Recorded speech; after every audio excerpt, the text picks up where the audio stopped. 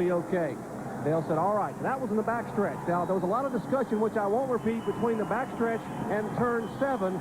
But basically, the last thing that was said by Childress and the crew was, Dale, it is your call. You make the call. And as you saw a moment ago, Dale indeed made the call and will stay out. The fact that he didn't pit means he'll probably run the entire 90 laps. He wants to win this thing. But we are going to have a driver change further up pit road while Bill Weber is standing by. Well, Kyle Petty didn't need any encouragement. He's expected to bring the Coors Light Pontiac to pit number 11. It is here now, passes Dorsey Schrader, who's on pit road getting fuel and tires. And Kyle Petty rolls to a stop, already with the belts undone. He's wearing a rib brace. Todd Bodine, the Busch Grand National regular, in his Cape Carnival Cruise fire suit, has the helmet on and is ready to climb in. They're going to gingerly get Kyle out of the car. You can see him grimace as he climbs through the window. A crew member in through the passenger side, and Todd Bodine will take over for Kyle Petty. So Todd Bodine, now third in the Busch Grand National points with one win in 1996, jumps into Kyle Petty's car. Back in just NASCAR Winston Cup race from Watkins Glen International. Under our first caution of the day, Ted Musgrave spun down in turn number 11. But we're just about to go back to racing. The big story is, at the moment, Dale Earnhardt originally said, yeah, I'll come in and turn the steering wheel over to David Green, and then he decided not to. And so Earnhardt will be at the front of the field when the green comes out to restart our event. I think they ran something like 56 laps last year in this race without the first caution. We had our first one here on lap number 4, but now back to racing. Rusty Wallace making a move in turn 1.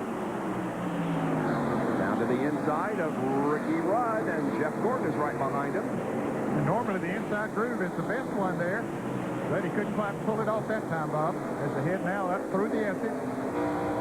Riding with Rusty Wallace. They get back in single file through the exit. That's pretty narrow up through there, and they really get a lot of speed. I don't know if Bill Ellis ever had any kind of speed mechanism on his car to up here testing or not. But Bill, I think they get probably 165, 170 there before they start slowing down.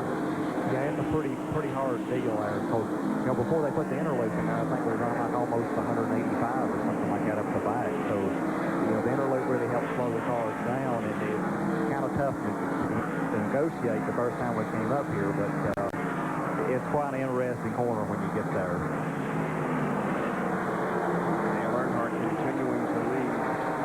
Cartoon Network car, which is being driven here by Butch Leitzinger, a road racing expert. In fact, the 1993 IMSA GTU champion and the 1994 24 Hours of Daytona champion. It has moved up to 13th position at the moment, so he is definitely on the move. Started in 17th spot, but Butch is already up to 13th. The car down here on the inside is Brett Bodine. Boy, that might have cost him. Michael Waltrip, yeah, Michael comes right back. And Michael takes the position, and Leitzinger right down on the inside as well. I think he's got the preferred line there now. Brett comes back on the inside, though, and takes the position back. Well, they do race up through these exits. Sure do. Plenty of room up there. It's a nice wide racetrack. In through the inner loop again, and Earnhardt has pulled out to just about as much of an advantage as he had before we had the first caution. As you see, the rest of the field come into the inner loop. There's Leitzinger and Jeff Burton. Bill is standing by with Kyle Petty, who got out of the car and turned it over to Todd Bodine. And it's painful just to watch you walk up here. The only thing that doesn't hurt today is the ponytail. How do you feel? I don't mind saying. I'm not going to pull in a macho crap on you, man. I'm hurting from head to toe. My hair does hurt. I think it hurts too, man. But, you know, I got in, I tried. I was very fortunate. I hate that for Ted, but very fortunate to get an early caution so I could get out. Like I told Benny this morning, you know, you wreck at Indianapolis and you're 100% and you end up this hurt. I didn't want to put myself in a position to get in a wreck, tear up a car, and get hurt any worse than I am. So it was just best that I got out, and Todd will do a good job at it. Okay, that's Kyle Petty. He's out of the car. Todd Bodine's in.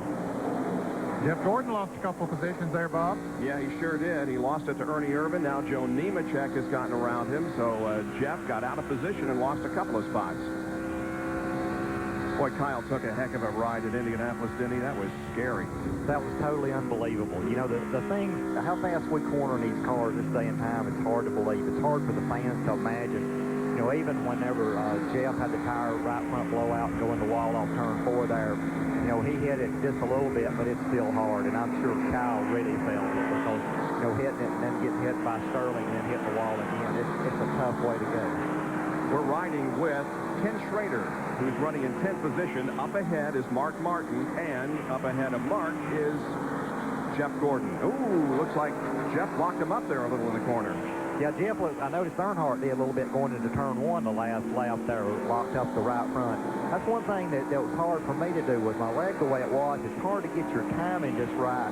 You know, you got to brake first, then cut into the corner, because if you over brake once you make the commitment to turn down in the corner, you'll lock up one of the front tires, and then that just flat spots the tires, and then you have to kind of work around that, and it's really hard on a race car. But that was kind of the problem I was having, getting my timing down and keeping the strength in my left leg.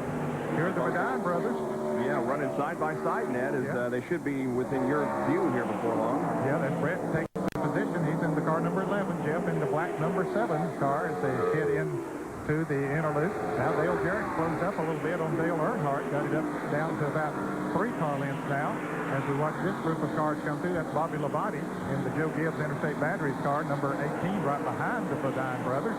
And right behind Labonte is Lake Speed, who's a good road racer. He had a lot of experience before he came to Winston Cup racing. Lake Speed did in go-karts on road racing. And by the way, this is his 350th NASCAR Winston Cup start. Now riding on top of the Wally Dolleback, Hayes Moden's car.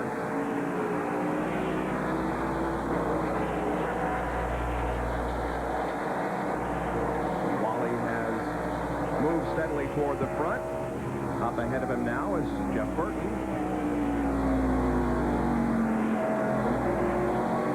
See if he can carry that momentum that he's got built up into turn 1. Not quite enough. Not quite close enough to Jeff to make a move at the moment. You know, we've been talking about how difficult this track is to run, and we'll be in Bristol in a few weeks. I would imagine that you and probably Dale are looking forward to next week at Michigan, which is a relatively easy racetrack, if you will, in terms of physical ability. Michigan's great. You know, the one thing about it in the ovals that I've run up to this point, you can kind of get your legs over at the right-hand side of the foot box and be able to leave them there. You don't have to move around a lot. But here, you've got to be very mobile with your legs, and because you turn left and right, it takes a lot of muscle to kind of keep them going back and forth. And when we go to Michigan, Michigan's such a great place. I've had a lot of good success there, run well there, and it's just a lot easier of a place. But going to Bristol, yeah, that's going to be tough on everyone. It sure is. Watching the rest of the field come through now. By the way, the 8 car of Hut Strickland is behind the wall with a clutch problem, and that's the only one that isn't on the racetrack at the moment. 38 cars remain out there, and they're being led by Dale Earnhardt over Dale Jarrett, Terry Labonte, Ricky Rudd, and Rusty Wallace. Back in just a moment.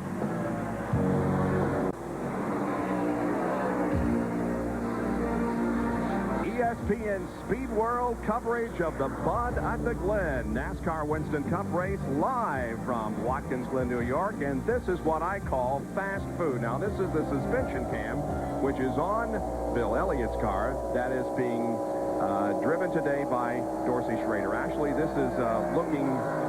It's on the front bumper. Looking to the back of the car. On the front bumper, looking back at both front tires. Right, Bill? That's correct, Benny. You're doing a good job. You're a little out of breath, but you're doing a good job. I'm not down in turn 1, folks. I'm in the booth. He finally made it to the booth. Yes. Stopping at 3 or 4 concession stands on the way, I might add. And there we see the McDonald's car, Dorsey Schrader, running 29th currently. The little inset is the car as it goes around turn, what is that, turn 9? Well, I don't know what they're renaming these things. I think it's turn 9, isn't it? Yeah, that's turn 9. Let's see what happens when he turns left. Hey, Dorsey's doing a good job. You know, he made a pit stop during that caution and has worked his way back up to, as you say, 29th position and positioned there to maybe get another one or so. So you can see that the tire here on the right gets real light. In fact, there's a little bit of daylight. You could car the tire lifts completely off the racetrack. But that is the left front tire that you're indicating. It is on the right of your screen, folks, but that's the left front tire on McDonald's Ford. You know, it's amazing watching that, how much the suspension moves here. You know, I was watching even earlier when Earnhardt was leading the race going into the inner loop, how much the left front tire moved off the ground. There you go. See it pick up off the ground there. At different points on the racetrack,